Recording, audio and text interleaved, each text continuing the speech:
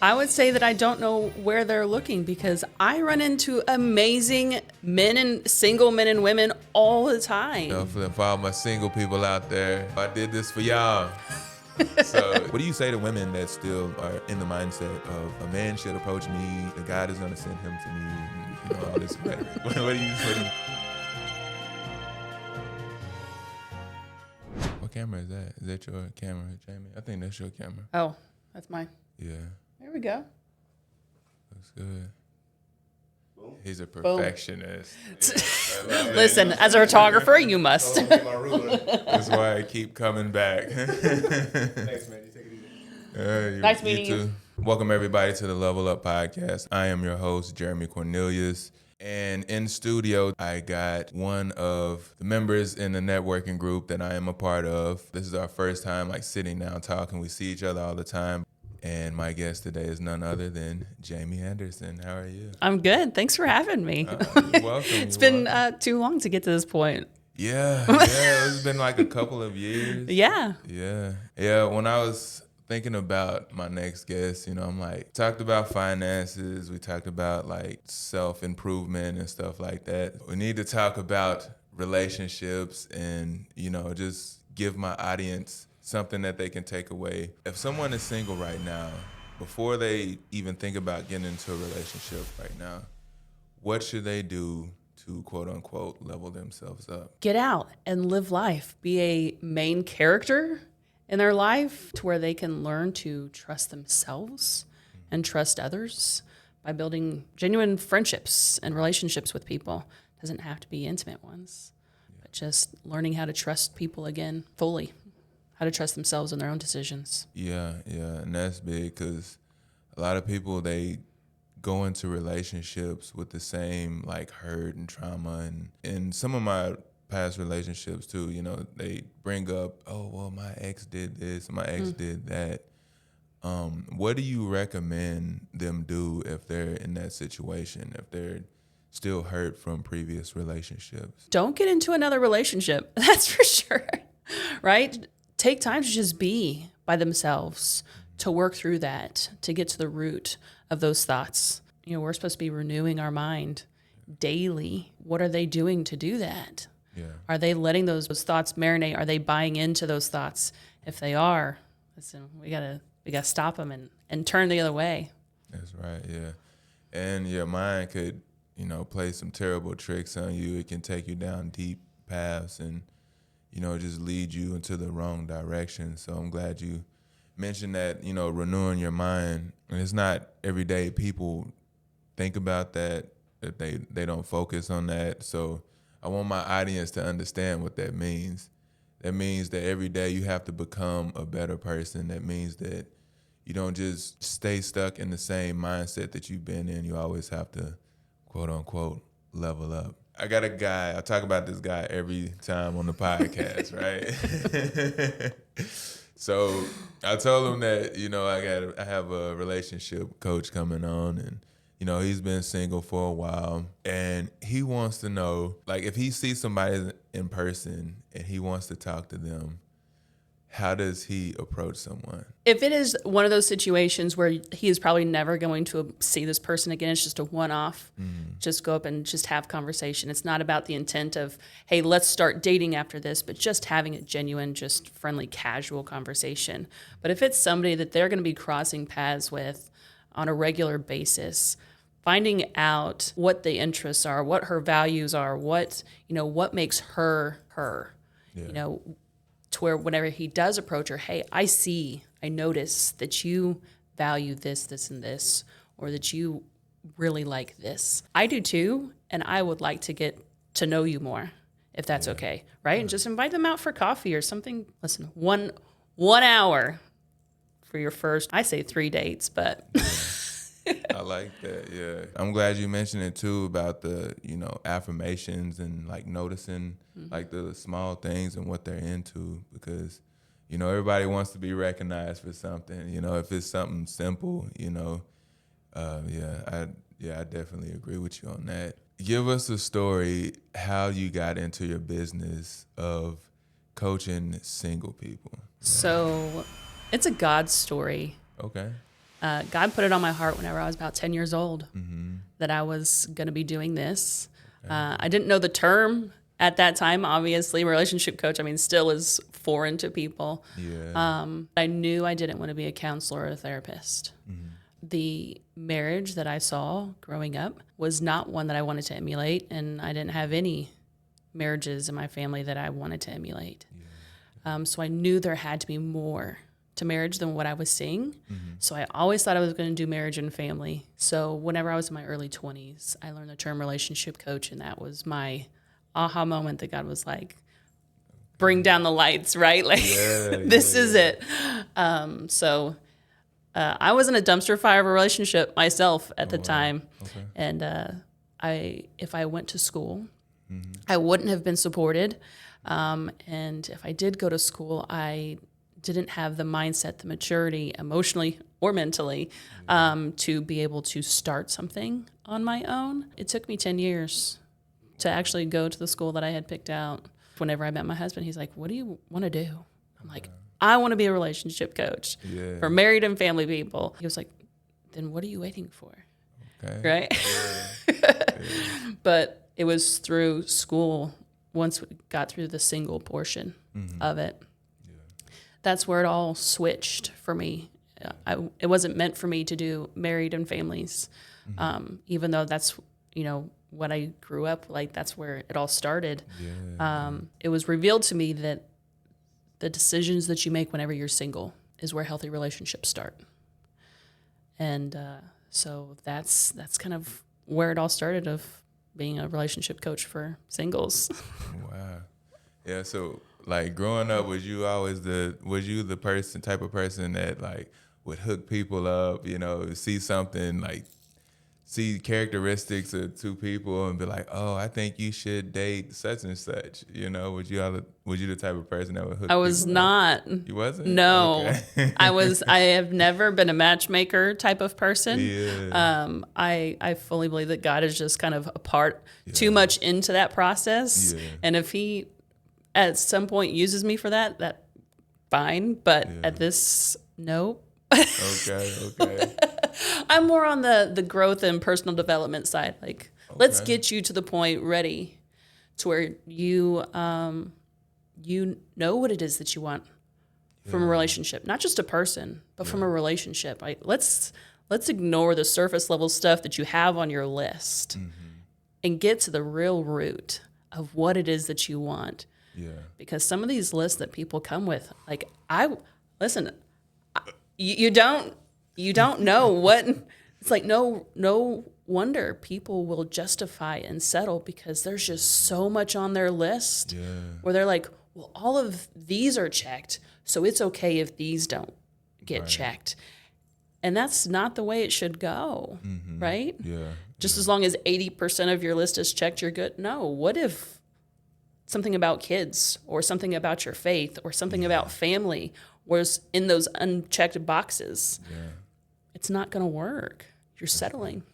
Yeah. So I really just help people get the clarity to where they can be confident in their decisions that they make in dating, and just those that time leading up to. If they're not ready to date, just having a confidence within themselves that they just haven't had before. Yeah.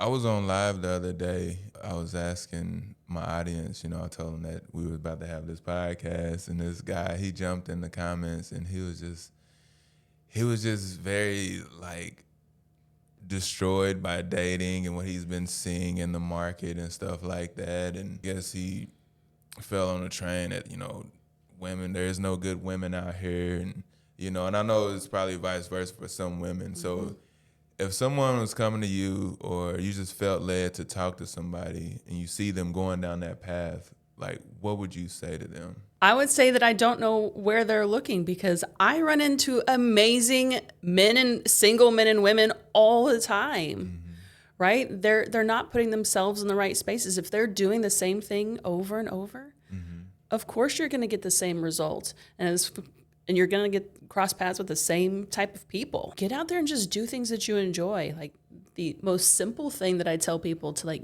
get out there is make yourself a be, do, and have list. What do you want to be? What do you want to do? And what do you want to have? You know, from that list, you're able to get out there and try things that you haven't tried before. I mean, this is an extensive list of like 100 things, 30 something things a piece, right? It's going to stretch your mind to think of things that, oh man, I know I thought about that years ago, but I never got to it. You know, put that on the list, right? When as we get older and just life just takes over, and we have bills to pay, and we have just get into this routine of things, of being living such a passive life and not fully living it.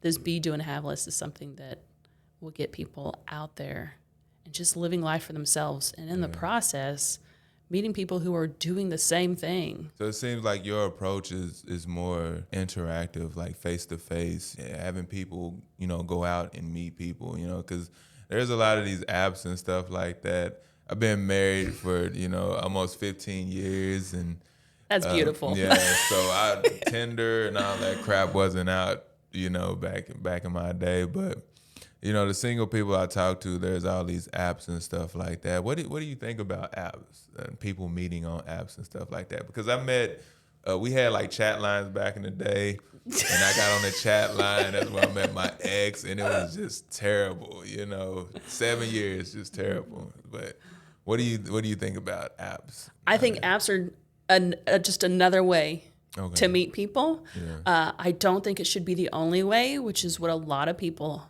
are doing.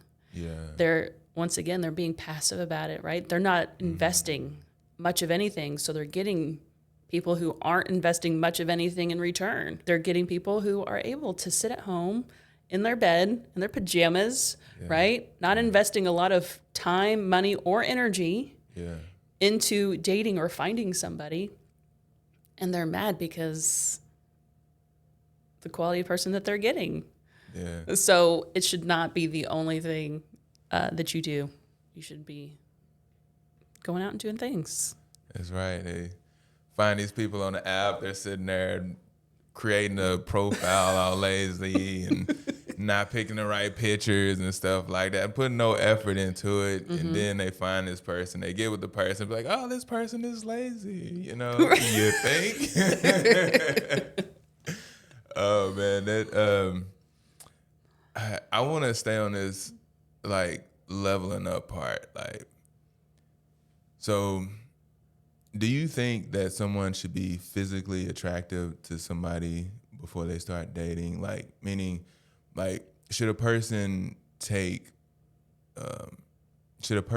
like work on themselves, like, physically? We know the mental part, but should a person, like, work on themselves, like, physically? Like, what is some things that they can do to work on themselves physically and their appearance and stuff like that before they can start dating? Yeah. Or how important do you think that is? Yeah. So first question of yours was, is it important? And should you be attracted to the person? Yes. Yeah. Right. So everybody said, but I got to be attracted to them, right? I'm not going to date somebody that's not the point either, right?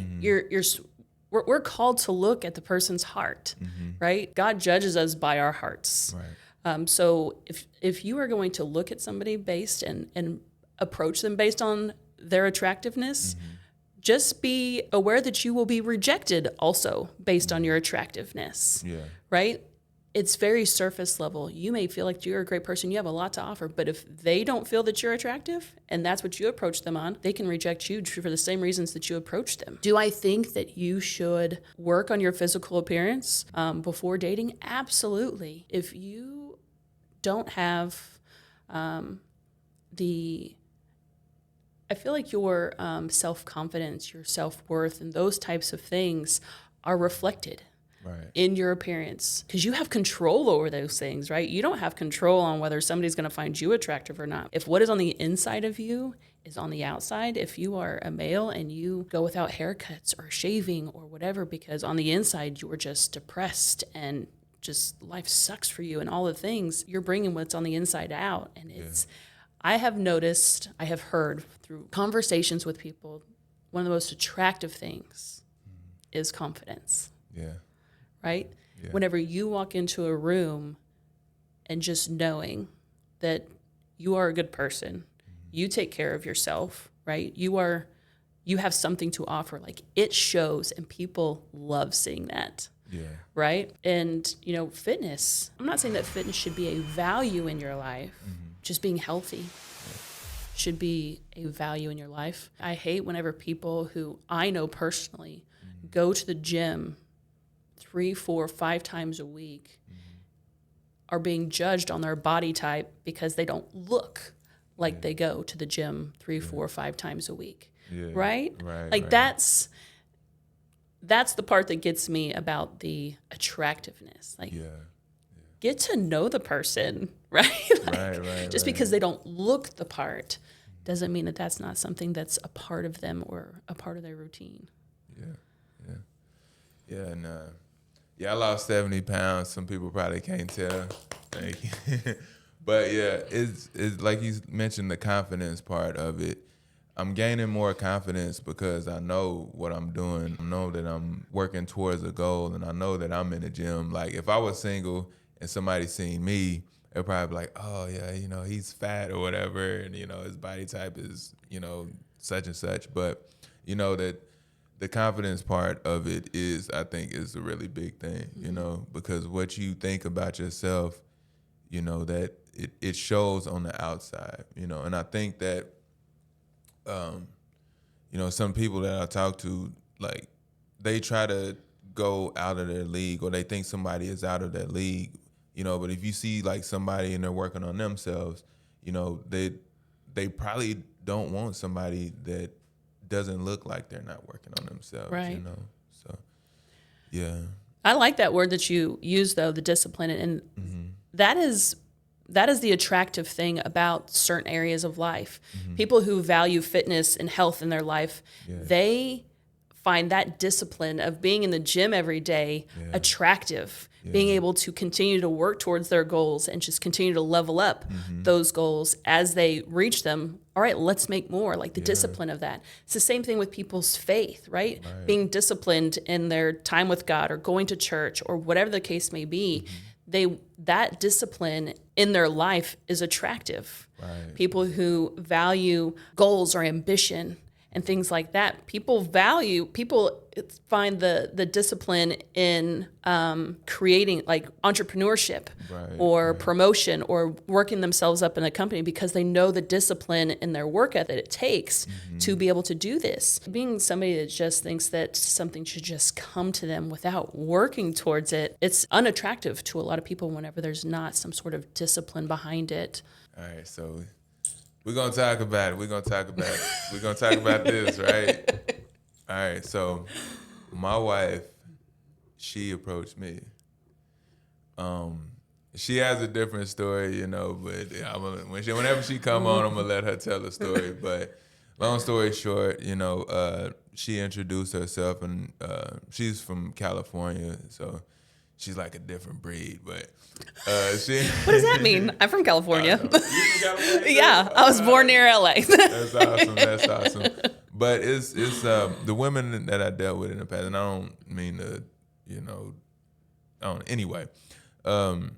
It was just different for her to, like, open up, and we was at an orientation at a job that I had just got, and she introduced herself to everybody, and I didn't, think nothing of it at first, but when she started talking to me, like, her tone changed, so I'm like, okay, she might be interested, so a few weeks go by, and, we just started talking, and I asked her for a number because I seen that she was interested in me, and it turned out to be the case. We've been, married for almost 15 years, but what do you say to women that still are in the mindset of, oh, a man should approach me and God is gonna send him to me, and all this rhetoric? What do you say to that? No, that's incorrect. Yeah. Right? It is up to you to show interest, right? Everybody loved the movie Ruth and Boaz, and yes, Boaz did pursue her, but she showed interest in him, right? Like, I don't think people realize how much even just saying to yourself, God will put him on my doorstep, right? And just the delusion. Delusion. Yes. Yeah. Of that, and just how that just speaks to your soul, right? That you don't have to do anything to do it. That God is that's just not the way it's going to work. That they are literally just going to show up on your doorstep, and if they do, right, there's going to have to be some action. You can't just literally ignore and just, all right, thanks for coming, and shut the door, right? Yeah. You asked me to put them on your doorstep, I did, Right. and you ignored them, right? Yeah. Just putting your heart in a position to not be able to receive things. I was pursued, and I get this question a lot, and I was heavily pursued by my husband, and I did not give him the time of day. Okay. Yeah. Right, but I had told myself that I was not going to be in a relationship. I needed to be in this season of singleness for a period of time because I knew my relationship patterns. I knew I had taken ownership of everything that I had done in the past. I had finally come to that point. And so I put these blinders on. He came up to me in church, and I was sitting with my mom and my sister. Yeah. And he was showing interest, and I called it blow off Sundays. Yeah. Because it just was not. And after a few weeks, my mom and my sister was like, "You're going to marry him one day." I said, "You're outside of your mind. I'm not marrying him." Right. Yeah. He was 10 years older than me. He had kids. Yeah. He had grandkids at that. Oh, wow. Right. Yeah. And those surface level requirements, Yeah. right, that don't mean anything but keep you from moving forward with somebody because you think that that's what you need. Right. Whenever the things that God really put on my heart were a God-fearing man, and an emotional man, and a man who can communicate. He pursued me for months, probably 6 months, until I gave him the time of day. You have to be open and willing to receive what God is putting in front of you. Yeah. But at the same time, you also have to be willing to put yourself out there and show interest. Because just as much as you are fearing rejection, they are fearing rejection also. Yeah. So, yeah. Yeah. I want how does that work? Okay, like somebody is pursuing you for 6 months. Like how does I'm not trying to get into your business. You're good. But, like boundaries, right? Like if someone, because somebody might hear this and they might be like, oh, okay, 6 months, I gotta stalk her for 6 months, or something like that, But what does that look like to approach somebody? If somebody hears this and they need to know, like, okay, what does that look like? 6 months, like trying to pursue somebody for 6 months. What does that look like? Is he, coming up to you every Sunday and just like, hi, hello, how are you doing this morning? Or asking you for a coffee every week? Or, what does that look like? So it was him just coming up every Sunday, and just having conversation about what happened in the week. What, he had went on vacation. He had, his son was also in soccer. And me and my sister, we both had kids in soccer. And so there was just some commonalities. What kept him to continue pursuing me wasn't just my looks. He saw the way that I worshiped. He saw that I valued family. Like he saw these things that weren't surface level things that kept him pursuing because he saw my heart, right? So it was these types of things that kept him not feeling rejected, but just being patient with the process, right? And it wasn't, he never asked me out for coffee or anything in that period of time. And that would have been awful if he did. Oh, right? man. I would have hated to reject him. But, in that time, it was Mother's Day, and he brought me a bag of candy. It was my birthday, and he brought me cookies. Like, there was just different things, and he was just showing kindness. Just kind of getting to know me without me talking because he had these fans on either side of me who were on Team Chris. Okay. And so they did what they needed to do to, like, just silently saying, just be patient with her. Okay. You know what I mean? Yeah. Okay. So So basically, I had like a mediator, a wingman, or something. Like that. Yeah. Okay, he had wing women, but they were supposed to be on my side. Oh wow. Okay. Yeah. That's how I usually go to. Like if a friend, is excited about this person or they think highly of this person, that's usually a good sign. It really is. And I think that's one way, we're talking about lines in the water, like dating apps, that people aren't using very much are the people in their life who they would trust to be like, you know what, I met this person. I think you should go on a date with them, right? Yeah. And just being open to that is another great way to get out there and meet people. Yeah, good old social proof, Yeah, absolutely. Yeah, and I like the approach that you're taking with dating, and it seems like it's like very interactive and like meeting people, outside of these dating apps and stuff like that, and getting people together, just like the event you had last night. Can you tell us about that? Because I seen it online, and I was like, man, this looks amazing, Yeah, so every month we single serve the city, and it's just a way for single people in the area to get together and serve our community. Yeah. And it's the interaction that you get to have with people, serving alongside of them. It's you bring out a different side of somebody. Right. You get to have these different types of conversations that you wouldn't be having sitting down and having coffee with them, on a regular date. Yeah. You're able to see their character and, their compassion for people and all these other things, and just their willingness to serve outside of themselves. It's a different type of person that comes out to the serve nights. And last night it was fantastic because this was the second time that we've got to participate volunteering with Filling the Void.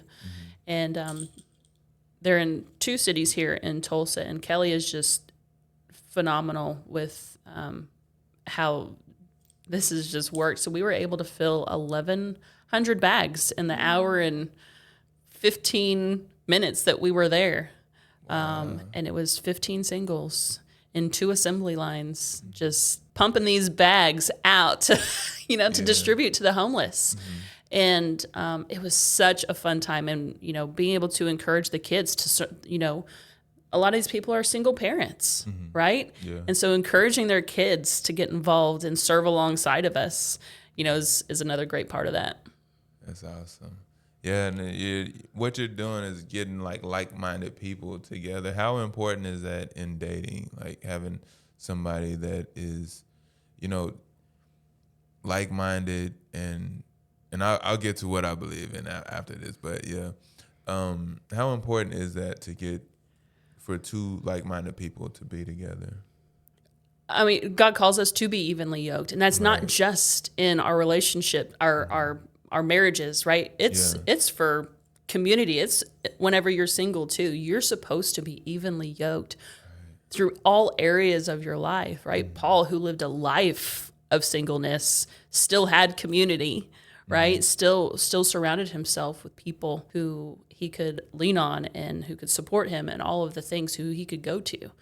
Right. So we're supposed to be doing the same thing in our friendships and our romantic relationships. So it is so very important. And I mean, that's one of my, with coaching, people who have been hurt by the church or struggle in their faith or their relationship with God, because it's like, why? Right. I'm 30, 40, 50 years old and I'm still not married. Yeah. I've done all of this for you. You know what I mean? They struggle in their relationship with God because why aren't you showing up for me? This is the desire of my heart. Why don't I have it yet? Yeah. And so through coaching, and we work on values, and faith doesn't show up for them, but I know them, right. And I'm like, why? Why didn't faith show up in your top 5? Yeah. And we get into that conversation and it's like, and they realize what a relationship would be like without that as a priority. And they're like, that's not what I want. That's what I've been doing. Yeah. And it's not working. So being able to do that, and I can, just my marriage with my husband, our conversations, some of our greatest, deepest conversations are what God is doing in our life as individuals. And if I wasn't able to share that with somebody who understood and could relate and didn't dismiss or understand kind of the depth and, just the goodness of what comes from those moments. Amen. It would be, I would be missing out on a lot. I would be missing out on a lot. So being evenly yoked, being like-minded in those ways, right? Accepting differences is really important in a relationship. Yeah. But there are some things that you shouldn't be accepting differences on. Right. And that's a big one. Yeah, I agree. Yeah, because I grew up in a church, so I'm used to, my wife, she, cries and, doing the shouting and stuff like that. So I'm used to it, it doesn't bother me. So I do believe that, people should be like-minded, and I believe that being in a relationship, every relationship should have a common goal, and that's what helps, not only relationships, but, teams. If you're an entrepreneur, it's what helps, make a stronger team is to have a common goal to aim at. My next question this is going to be kind of like a fun question. Okay. What is your top 5 favorite, romance movies? Oh, man. Or like love, whatever you call them. Yeah. Listen, good old rom-coms, right? Yeah, right. That's the way I was They'll gonna get say you. it. Yeah. They'll get you. Top 5. Oh, yeah. I'm horrible at titles of movies and things. Or 3. Yeah. So, surprisingly enough, The Notebook really isn't on my list. What? I know it's on a lot of people's lists. Yeah. But I don't know if it would make the very top. You've Got Mail is a great one. Okay. Let's see here. Because luckily for me, my husband is a fan of rom-coms. Okay. So whenever Christmas comes around and they have those cheesy Lifetime holiday movies on, Oh, yeah. Like the Christmas movies. Yeah. Where you got a snowman who turns into this. Right. Oh, yeah, I seen that one. That one was I like that one. It was not bad at all. Yeah. So communication, right? A lot of people, they get into it, and a lot of people get divorced, and because they say they have, the opposite has a lack of communication. What does communication mean in a relationship? Just because you're talking doesn't mean you're communicating. There is so much to communicating, and that includes a willingness to be open to understand what your partner is trying to say. Being curious, right? If you're interpreting what they're saying incorrectly, if you are judging, if you are becoming defensive, those are all ways of communicating, but those are also poor ways of communicating. Yeah. Because you're not listening. You're not truly listening to what they're trying to convey. And if they're having a hard time trying to convey that, be human. Be like, I'm struggling, trying to get my point across. Can we just take a few minutes so I can get my thoughts together so we can actually move through this conversation without so much frustration? And just giving ourselves the grace in that moment. But, if your partner brings a problem to you, just be that person to support them and to be curious about it and what can I do and what do you need from me? and not assuming that it's up to you to fix it. May not be what they need. Right? So there's the different ways of communicating, right? Besides talking and listening, is supporting and asking questions, being curious, being present is a way of communicating. Putting your phone down, turn the TV off, mute it. Whatever you need to do in that moment to be present with them, and taking ownership of your how you respond is another way of communicating. If you are, like I said, being defensive or being offended by what they say, recognizing that, stopping it, right? Hey, let's try this again. I was in my head with all these other thoughts earlier. Can we try this conversation again? These marriages, that are struggling, who maybe they didn't know who they were. Maybe they minimized their needs early on in the relationship. Maybe they just ignored their needs altogether because they prioritized somebody else's. And as they grew, as they got older, as their relationship developed, they learned that they do have needs. It is okay to be like, you know what? I didn't know who I was earlier, but this is something that I really need now. That is a great way of communicating, right? And just taking ownership of your need and taking ownership of, I know it wasn't like that then, but it really is something important to me now. How can we work together in meeting these needs? I like that. Because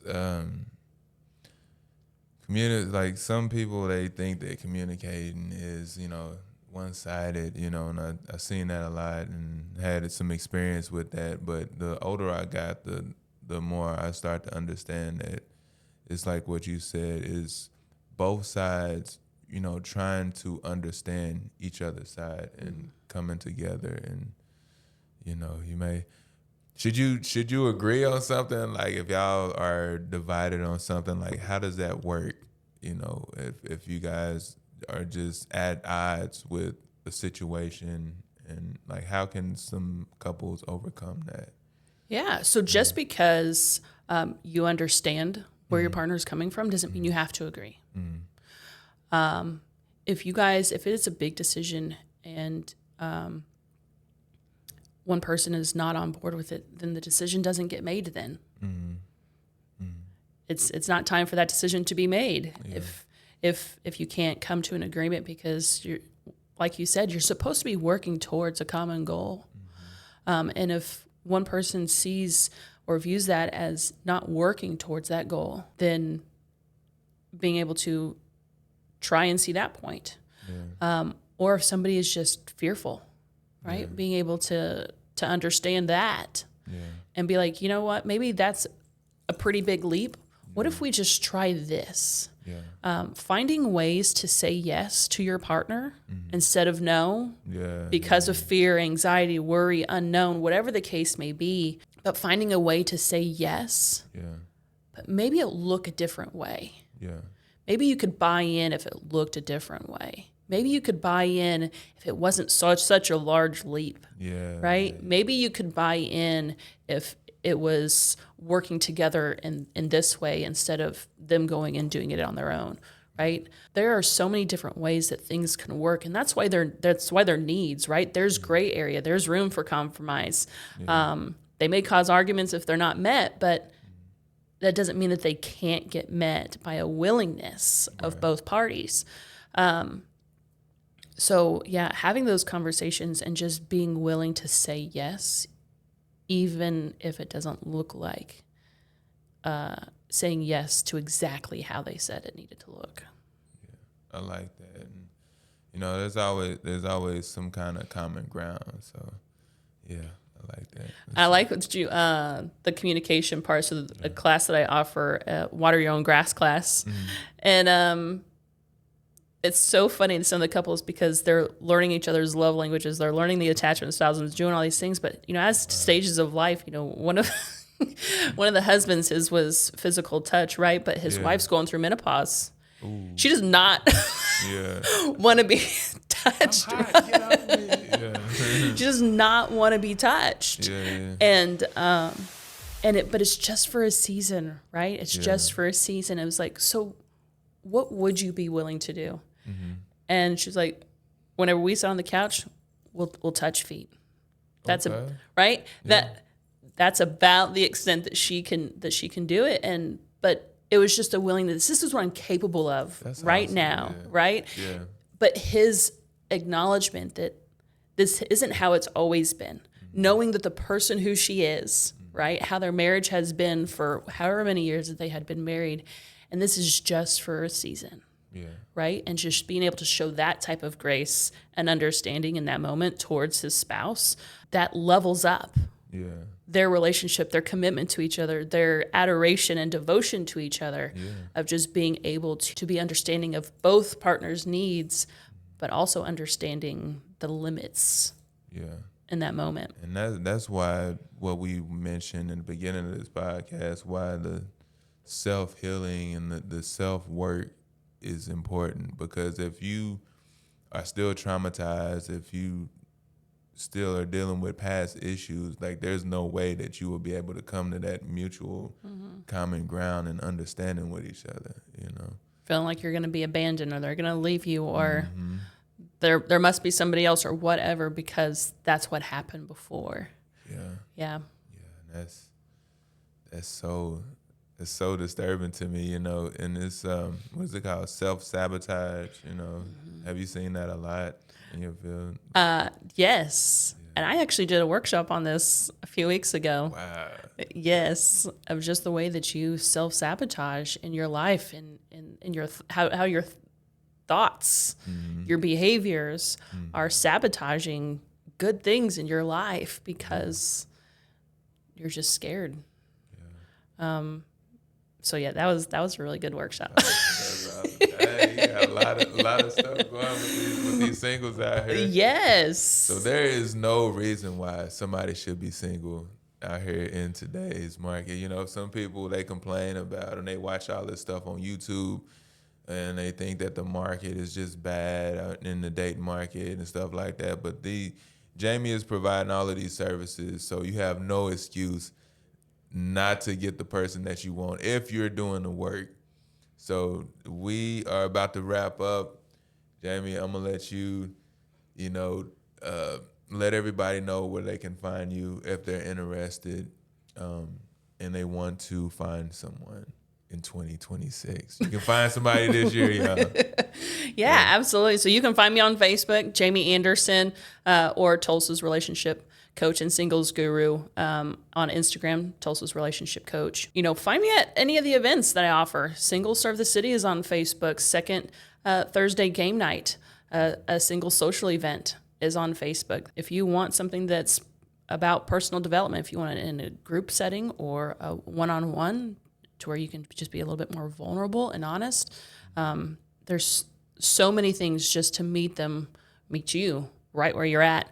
And you're meeting a different caliber of people at these events because they are investing time, money, and energy. Yeah.